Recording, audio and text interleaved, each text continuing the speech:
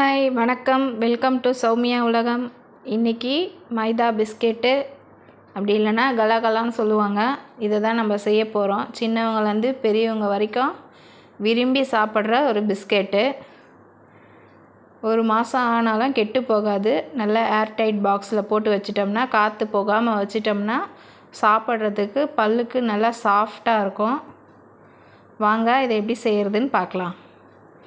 வீடியோக்குள்ளே போகலாம்.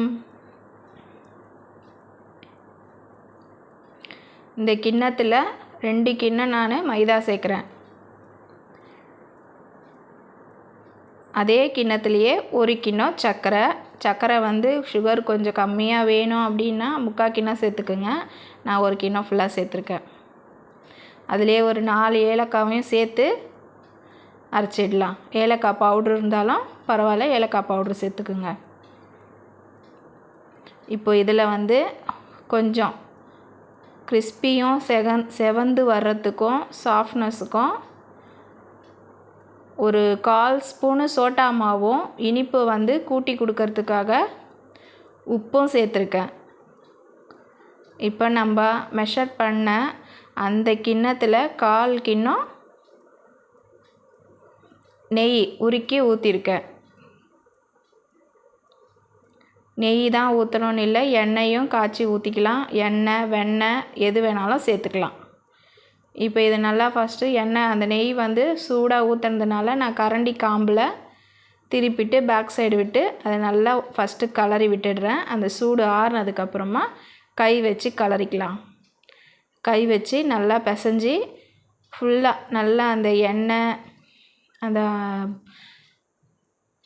சோட்டா மாவு போட்டோம், உப்பு போட்டிருக்கோம், சர்க்கரை போட்டிருக்கோம், எல்லாமே ஒன்றா மிக்ஸ் ஆகணும். நம்ம உருக்கி ஊற்றின நெய் எல்லாம் ஒன்றா மிக்ஸ் ஆகி இப்போ நான் எடுத்து பிடிச்சி காட்டினேன் பாருங்கள், அந்த அளவுக்கு வந்திருக்கணும்.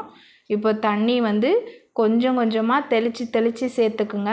பிகினர்ஸு கொஞ்சம் நிறைய ஒரேடியாக தண்ணி ஊற்றிட்டா ரொம்ப நீர்த்து போயிடும்.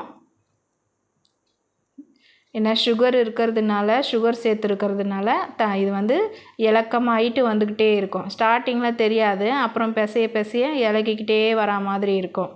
இதை நல்லா பிசைஞ்சு எடுத்துக்கலாம். இப்போ இந்த அளவுக்கு பிசைஞ்சாச்சு. இதை பிசைஞ்சதை அப்படியே ஒரு மூடி போட்டு மூடி வச்சிடலாம். சப்போஸ் தண்ணி அதிகமாக ஊற்றிட்டீங்க, இலக்கமாக ஆயிடுச்சு அப்படின்னா இதில் கொஞ்சம் மைதா சேர்த்துக்குங்க. மைதா சேர்த்து பிசையும் போது நல்லா திக்காக கெட்டியாக வந்துடும் மாவு. இப்போ இந்த அளவுக்கு மாவு ரெடி பண்ணி வச்சாச்சு. சப்பாத்தி மாவு மாதிரி பிசைஞ்சி வச்சிடணும், அவ்வளோதான். இது ஒரு 1/2 அன் ஹவர் 1 ஹவர் அப்படியே மூடி வச்சிடலாம். மூடி வச்சுட்டு 1/2 அன் ஹவர் ஆகிடுக்கு. நான் 1/2 அன் ஹவர் தான் வச்சுருந்தேன். கொஞ்சம் ஊறி இருக்கும் எல்லாமே சேர்ந்து. ஊறி வந்திருக்கா. இப்போ இதிலருந்து கொஞ்சம் எடுத்து உருட்டிட்டு இதை நம்ம கோதுமை மாவு சப்பாத்திக்கு தேய்க்கிற மாதிரியே கீழே போட்டு தேய்ச்சிக்கலாம். ஆனால் திக்னஸ்ஸாக இருக்கணும். சப்பாத்தி எப்படி மெல்லிசாக தேய்க்கிற மாதிரி தேய்ச்சிடக்கூடாது, கொஞ்சம் திக்காக இருக்கணும்.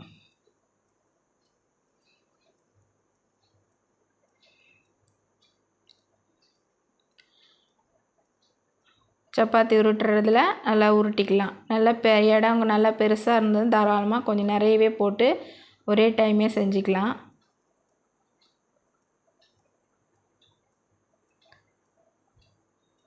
போட்டு இல்லைன்னா கீழே உட்காந்து பொறுமையாக அந்த மாதிரி திரட்டி எடுத்துகிட்டு ஒரு பேப்பரில், ஒரு நியூஸ் பேப்பர் வச்சு அந்த பேப்பரில் எல்லாத்தையும் கட் பண்ணி போட்டுட்டு அதுக்கப்புறம் எண்ணெய் கடாயை வச்சு அதில் நின்று பொரிச்சும் எடுத்துக்கலாம்.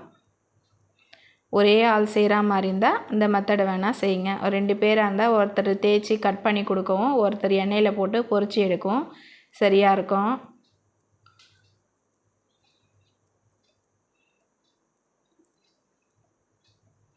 நான் தேய்ச்சிக்கிட்டேன். இந்த அளவு திக்னஸ் இருக்குது பாருங்கள். திக்னஸ் ஒரு 2 சப்பாத்தி 3 சப்பாத்தி சேர்ந்தா மாதிரி அந்த அளவுக்கு திக்னஸாக வச்சுக்கலாம். இப்போ எண்ணெயில் நம்ம போட்டு எடுக்கும் போது இந்த சோட்டா மாவு போட்டிருக்கோம் இல்லையா, அதனால் கொஞ்சம் உப்பி வரும். இப்போ நம்மளுக்கு தேவை எப்படி கட் பண்ணி எந்த மாதிரி ஷேப்ஸ் வேணுமோ அந்த மாதிரி ஷேப்ஸில் கட் பண்ணிக்கலாம்.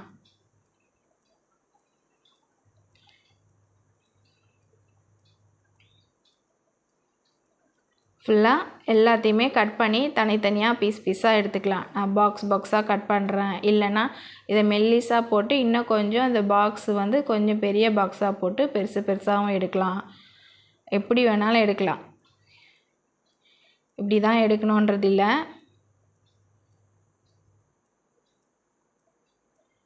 ரெடி பண்ணி இப்போ இந்த அளவுக்கு எடுத்து வச்சுருக்கிறேன்னா, இதை எண்ணெய் காய வச்சு எண்ணெயை வந்து ஸ்டவ்வில் ஊற்றி காய வச்சாச்சு. எண்ணெய் காஞ்சிக்கிட்டு இருக்குது. எண்ணெய் காஞ்சதுக்கு அப்புறமா ஸ்டவ்வை நல்லா மீடியம் ஃப்ளேமில் வச்சிடணும். இல்லைன்னா போட்ட உடனே கரிஞ்சிடும். சாஃப்டாகவே இருக்கும், மொறுமொறுப்பு தன்மை வராது, கரிஞ்சா மாதிரி ஆகிடும். இப்போ இந்த அளவுக்கு ரெடி பண்ணியாச்சு. இதை வந்து எண்ணெயில் சேர்த்துக்கலாம்.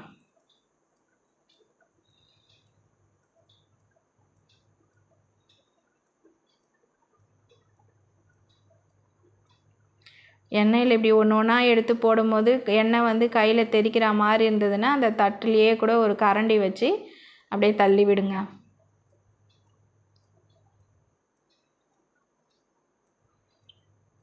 மீடியம் ஃப்ளேமில் வச்சு தான் இதை வந்து பொரித்து எடுக்கணும்.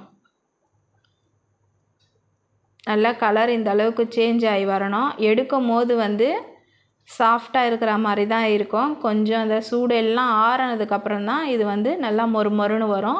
சவுண்டு வரும். அந்த தட்டில் எடுத்து போடும்போதே அந்த சவுண்டு வரும் கலகலான்னு. அதனால தான் இதுக்கு பேர் கலகலான்னு வந்துதா.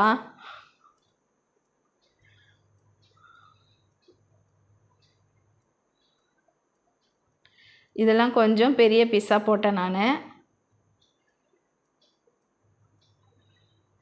அவ்வளோதான், ரெடி ஆயிடுச்சு. சூப்பராக அடுத்த ஸ்நாக்ஸும் இனிப்பு காரம்னு மாற்றி ஸ்நாக்ஸு செஞ்சு வச்சுக்கலாம். ஒரே மாதிரி கொடுத்தாலும், முறுக்கு சீடை தட்டான கொடுத்தாலும், இந்த மாதிரி இனிப்பாக ஒரு டைமு இனிப்பு, ஒரு டைமு காரம், ஒரு டைம் கூல்ட்ரிங்க்ஸு, இந்த மாதிரி கொடுத்தா கொஞ்சம் குட்டீஸுக்கு போர் அடிக்காமல் போகும். ஒரே மாதிரி கொடுத்தா என்னம்மா இதுவே செய்கிறீங்களான்னுவாங்க. எப்படி இருக்குன்னு சொல்லுங்கள். தேங்க்யூ, தேங்க்ஸ் ஃபார் வாட்சிங். ஓகே, பாய்.